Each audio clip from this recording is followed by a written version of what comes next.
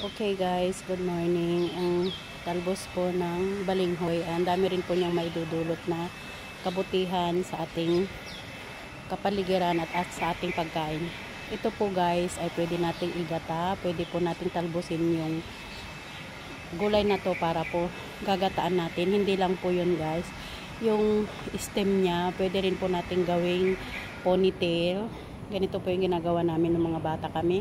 Tapos guys, marami po rin siyang maidudulot na maganda sa ating pagkain at makakapagbigay aliw din sa ating kapaligiran guys. Kasi kung may tanim po tayo, may aanihin, di ba po? Kaya magtanim lang po ng maraming gulay para po tayo may aanihin dahil very organic po ang magtanim sa ating bakuran. At lahat po niyan guys ay mapapakinabangan po natin kung po ito ay sa dahon at saka po doon sa bunga at saka doon sa kanyang balinghoy at saka pwede po nating gawing suman guys. Madami po tayong magagawa niya. Pwede nating iprito, pwede po tayong gumawa ng mga kakanin na sa bunga po ng balinghoy. Thank you for watching guys. I love you all.